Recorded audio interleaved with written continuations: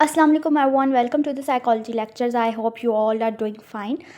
Okay, तो अब हम आज शुरू करेंगे very crucial topic about relationships में नॉर्मली फ़ाइट्स भी होती हैं, नॉर्मली पैचअप्स भी होते हैं, और रिलेशनशिप्स किसी भी तरह के हो सकते हैं। Parental relationship, sibling relationship, friends, romantic relationships, married life और कुछ भी। अब हमने क्वेश्चन ये करना है, are they healthy? Relationships is all about being happy, feeling full of your life, ठीक है, and expecting good things from your life and feeling of being loved and to be loved, ठीक है। अब relationships में जाहिर सी बात है, लड़ाइयाँ झगड़े ये सब भी होते हैं।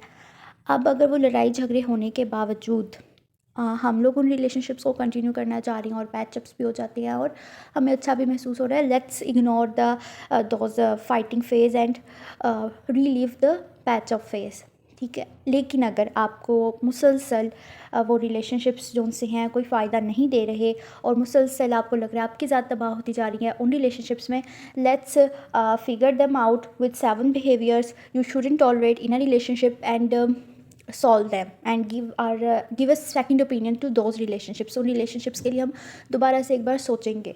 ओके, अब वो 7 बिहेवियर्स कौन से? नंबर फर्स्ट बिहेवियर है फिजिकल, वर्बल और emotional abuse. Physical, verbal and emotional abuse, और ये किसी भी सूरत में एक्सेप्टेबल ही नहीं है।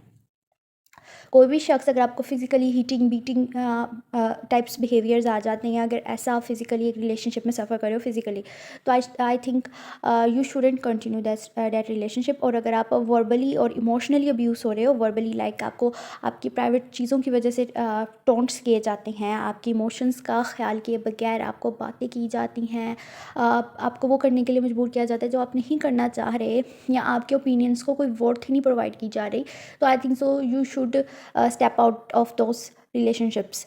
ओके, नंबर एक डिस्क्लेमर मैं दे दूँ, वो डिस्क्लेमर ये है कि ये वीडियो में सजेस्टिव बिल्कुल भी नहीं है। इस वीडियो में आके आप लोग कोई बड़ा स्टेप नहीं उठाना, बल्कि आपने किसी प्रोफेशनल से हेल्प लेनी है, किसी थर्ड पर्सन से हेल्प लेनी है। Although I all can do is make you think. मैं आपको सोचने पे मजबूर कर सकती हूँ, मैं कभी भी आपको किसी कदम लेने पे मजबूर करने नहीं करूँगी, सिर्फ सोचने का कहूँगी। सोचने आप, अगर आप इस तरह के रिलेशनशिप्स में हैं जिसमें आपको रोज़ लड़ाई झगड़ा है, जिसमें आपका ज़हनी सुकून नहीं रहा, और अक्सर ऐसा होता है लाइक वी फील लाइक कि हमें ज़हनी सुकून नहीं है क्योंकि हम वो उन लड़ाइयों को, वर्बल फाइट्स होती हैं कपल्स में, इमोशनली भी हम हर्ट फील करते हैं क्योंकि वर्बली जब हम गुस्से में होते हैं काफ़ी कुछ कह जाते हैं और वो अगर एक नॉर्मल फ़ाइट है कि उसके बाद फिर आप कंफर्टेबल फील कर लेते हो, अच्छा भी महसूस करते हो, उस वो पैचअप भी हो जाता है, तो फिर हम वो फाइटिंग फेस जो है उस रिलेशनशिप का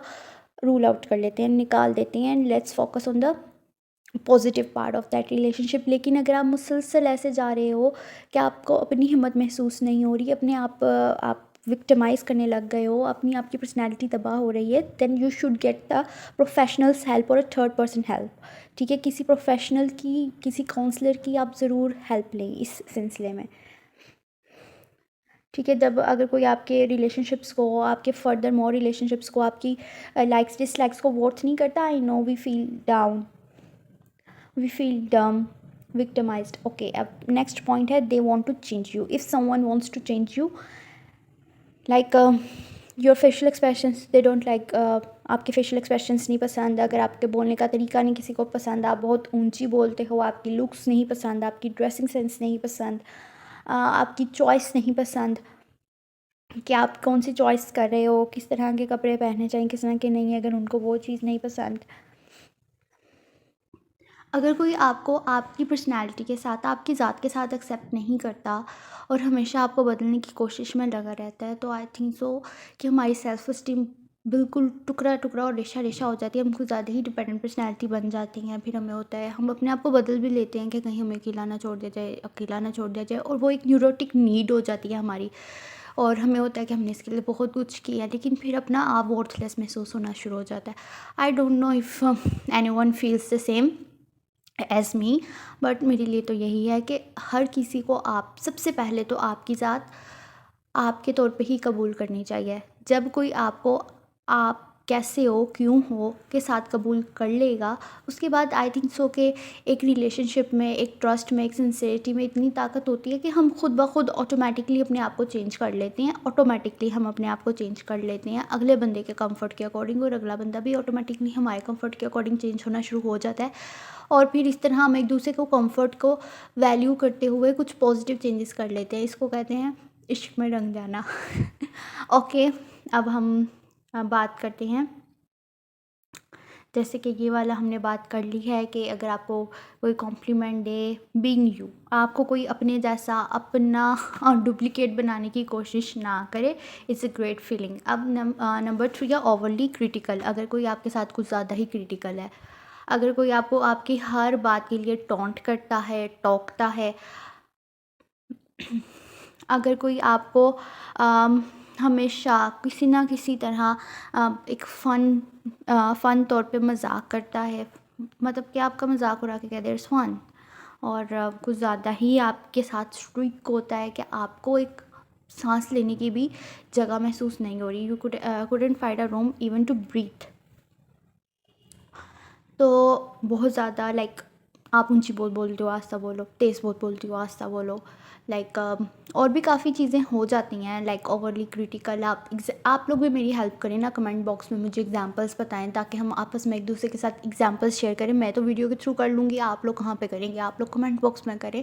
and let two way communication और टू वे एजुकेशन सिस्टम में हम इसको बनाते हैं, ठीक है। लाइक अगर कोई हमारा पॉइंट ऑफ व्यू नहीं जानता, हमारी लाइफ एस्पेक्ट्स नहीं जानते, हमारी पर्सनैलिटी नहीं जानते, तो फिर वाई समवन, क्यों हमें कोई हमें क्रिटिकल कोई हमें टॉन्ट्स या हमारे साथ क्रिटिकल क्यों हो, ठीक है। नंबर 1, क्रिटिसाइज़ करने का किसी को हक ही नहीं है। नंबर 2 और नंबर 3, आई थिंक सो कि हर कोई एक यूनिक पर्सनैलिटी होता है। जब आप उसको उसकी आवाज़ पे, उसकी क्लॉथिंग स्टाइल पे और उसकी डिफरेंट चीज़ों पे जब आप उसको टॉन्ट और ये सब कुछ करना शुरू कर देते हो ना, यू जस्ट डैमेजिंग हिम और her self esteem.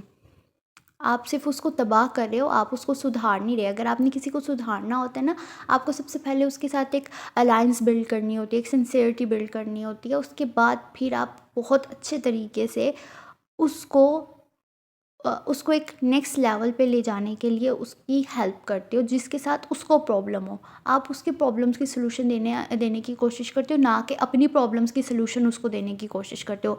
It's your problem if you find me aloud, it's your problem is you find me I had no dressing sense. ये उनकी प्रॉब्लम है, ये हमारी प्रॉब्लम नहीं है। ये हमारी प्रॉब्लम्स ये हैं कि लोग हमें ऐसे जज क्यों करते हैं, लोग हमें नेगेटिवली जज करती हैं, हमें लेम समझते हैं, हमें ये समझते हैं, हमें वो समझते हैं। हमारी इस तरह की प्रॉब्लम्स हो सकती हैं। और अगर कोई सिंसियरली हमारी इस तरह की प्रॉब्लम्स के लिए हमें ऐसे सजेशन दे रहा है कि हमें ऐसे कर लेना चाहिए या वैसे कर लेना चाहिए, आई think so that is okay, वो ठीक है।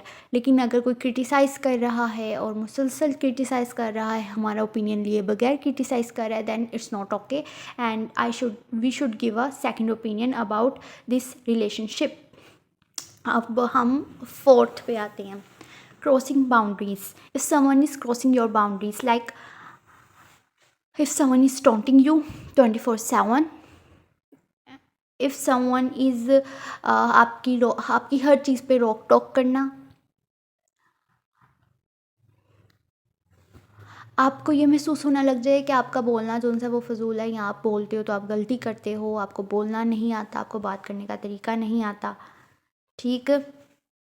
अगर कोई आपकी प्राइवेसी आप तक ना रखे और आपकी बात उनसे या दूसरे लोगों से भी शेयर करना शुरू कर दे, और आपको बिट्रेड फील हो, अगर कोई लड़ाई के दौरान आपकी सारी वीकनेसेस आपके ऊपर एज अटैक यूज़ करे, फिर भी I think so we should give a second opinion. अगर आपकी कोई भी प्राइवेट बात जिनसे वो दूसरों से शेयर कर लेता है और फिर उसको महसूस भी नहीं होता, वो कोई भी ऐसी बात जो आप उससे शेयर कर रहे हो, अगर वो थर्ड पर्सन को भी शेयर कर रहा है, या फिर आपकी बातों पे आपके साथ ऐसे जॉक्स किए जाएं जो कि आपको पसंद ना आए, आपको अच्छा महसूस ना हो, दैट्स इज़ कि वो बाउंड्रीज़ क्रॉस कर रहा है और हमें उन बाउंड्रीज़ को दोबारा से बिल्ड करना चाहिए।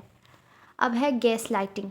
Gas lighting was like manipulating someone psychological manipulative in which the abuser attempts to sow self doubt, कि इसमें एक विक्टिम है, उस विक्टिम के अंदर अब्यूज़र सेल्फ डाउट और कन्फ्यूजन पैदा कर देता है विक्टिम माइंड के अंदर। उसमें अब वो कन्फ्यूजन क्या होती है, maybe I was wrong, maybe मैंने ये गलती कर दी,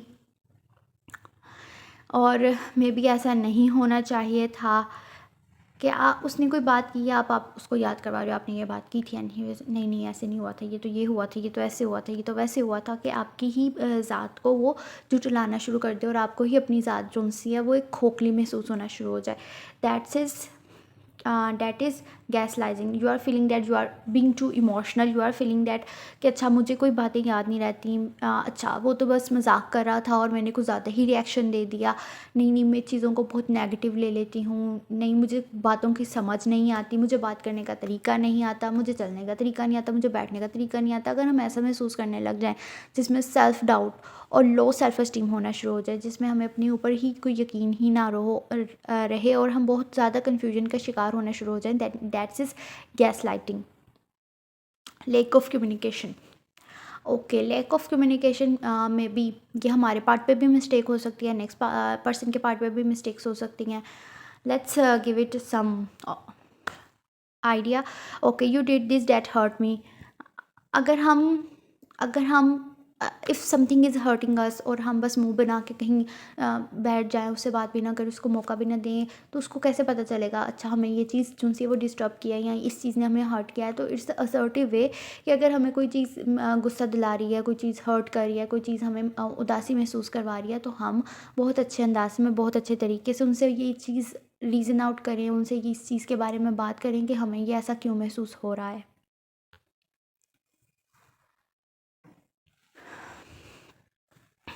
ठीक है, कि हमें अपने ओपिनियंस, हमें अपनी फीलिंग्स शेयर करनी चाहिए। अगर हम अपनी ओपिनियंस, अपनी फीलिंग्स, अपनी लाइफ और अपनी बाकी चीज़ें जो उनसे किसी के साथ शेयर नहीं कर पा रहे, then we should give some idea about it why we are not sharing our life और ओपिनियंस ना।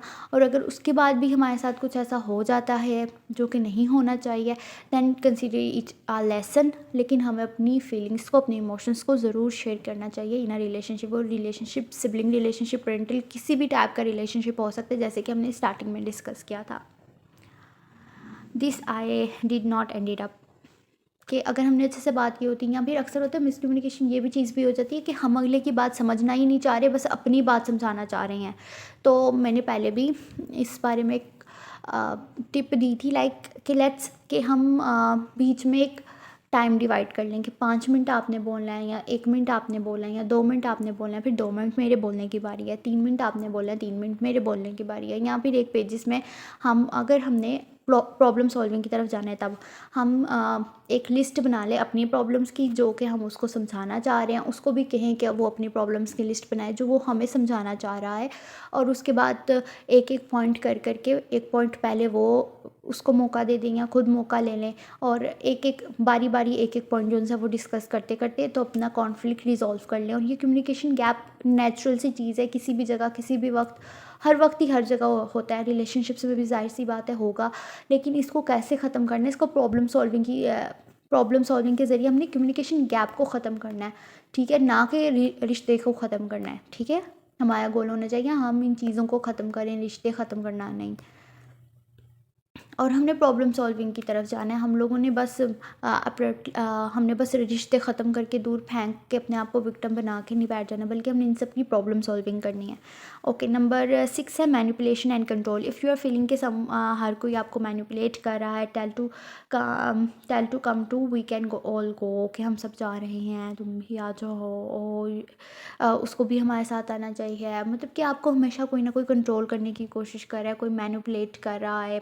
ठीक है, और आपके साथ काफ़ी अथॉरिटेटिव हो रहा है, आपको रिस्ट्रिक्ट कर रहा है कि उससे नहीं मिलना, ये नहीं करना, ऐसे नहीं करना, ये नहीं होना चाहिए, वैसे नहीं होना चाहिए, ऐसे क्यों किया, ऐसे नहीं करना था, तुमने ये क्यों खर्च किया, तुमने यहाँ पे खर्च नहीं करना था, ये सारी चीज़ें भी नहीं होनी चाहिए। ठीक है, और फिर आप अपने आप को ही विक्टिम बना के अच्छा मैं दोबारा नहीं करूँगी, ये नहीं करूँगी, कहाँ कहाँ पे और किन किन चीज़ों पे हम कंट्रोल कर सकते हैं। ओके, अब हम आते हैं प्रॉब्लम सॉल्विंग की तरफ बात करने, और ये सारी चीज़ें जो उनसे हमने अभी तक डिस्कस की हैं, इनसे आप लोगों ने अब्रप्टली अपने रिलेशनशिप्स ख़त्म नहीं करने, बल्कि आपने किसी प्रोफेशनल की, साइकोलॉजिस्ट की, क्लिनिकल साइकोलॉजिस्ट की, काउंसलर की हेल्प लेके प्रॉब्लम सॉल्विंग की तरफ जाना है। ठीक है, गलतियाँ हमारी तरफ से भी हो सकती हैं, ये सब कुछ हम भी कर सकते हैं, और ये गलतियाँ दूसरी पार्टी की तरफ से भी हो सकती हैं, कोई दूसरा भी कर सकता है। तो हम लोगों ने काफ़ी जेन्युइन वे में इन सब चीज़ों को एक ओपिनियन देना है, और ओपिनियन दे के तो फिर हम लोगों ने फ़र्दर अपनी लाइफ में मूव ऑन करना है। और आई थिंक सो कि मैं कमेंट बॉक्स में वेट करूँगी आप लोगों के रिव्यूज़ का, और आप लोगों की साइड्स का, कि आपका किस चीज़ के बारे में, किस पॉइंट के बारे में क्या ख्याल है, and then we further discuss it in next और फर्दर वीडियोस। आई होप कि आपको ये वीडियोस अच्छी लगती हों, लाइक शेयर सब्सक्राइब ज़रूर करिएगा। Thank you for the watching, और बेल आइकन प्रेस कर दिया अगर आपको मज़ीद ऐसी वीडियो चाहिए। अल्लाह हाफ़िज़, टेक केयर।